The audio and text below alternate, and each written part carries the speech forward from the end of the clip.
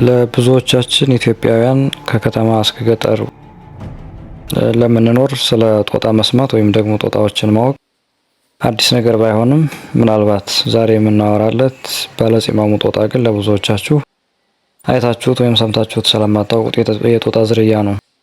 ይህ የጦጣ ዝርያ አጼ ታማሪን በአማርኛ ወይም ደግሞ በእንግሊዝኛ ኢምፔረር ታማሪን ይባላል።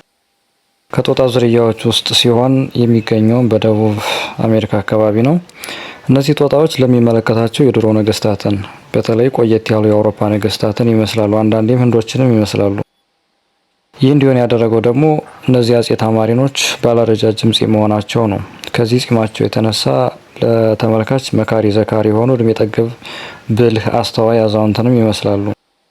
አንዳንድ ጽሁፎች እነዚህ አጼ ታማሪኖች ወይም ኢምፔረር ታማሪን የተባሉበት ምክንያት ጺማቸው ከጀርመኑ ንጉስ አጼ ዊልሃልም ሁለተኛ ጋር ስለሚመሳሰል ነው ይላሉ። አጼ ታማሪኖች ለእይታ ማራኪዎች፣ በጣም ደስ የሚሉና የሚያምሩ ሲሆኑ የሰውነት መጠናቸው ደግሞ ትንንሾች ናቸው። እንደውም እነዚህ ጦጣዎች ከሰውነት ርዝመታቸው ይልቅ የጅራታቸው ርዝመት ይበልጣል ይባላል። የሰውነት ርዝመታቸው 10 ኢንች ወይም ደግሞ ከ25 እስከ 26 ሴንቲሜትር ገደማ ሲሆን ጅራታቸው ግን 16 ኢንች ወይም 40 ሴንቲሜትር ገደማ ይረዝማል። ይህም ማለት ጅራታቸው የሰውነታቸውን ርዝመት በ14 ሴንቲሜትር ይበልጣል እንደማለት ነው።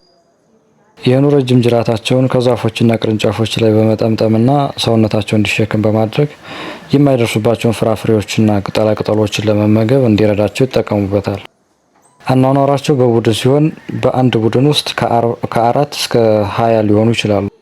አጼ ታማሪኖች ብዙ ጊዜ መንታ በመውለድም ይታወቃሉ። በቡድን መኖራቸው ደግሞ ከእናት ውጭ ያሉ የቤተሰብ አባላት ልጆቹን በመንከባከብ ያግዛሉ። እንደ ምሳሌ ከቦታ ቦታ ሲንቀሳቀሱ ወንዶቹ ህጻናቱን በመሸከም የሚያገለግሉ ሲሆን ሴቶቹ ደግሞ ምግብ በመሰብሰብ ይሰራሉ።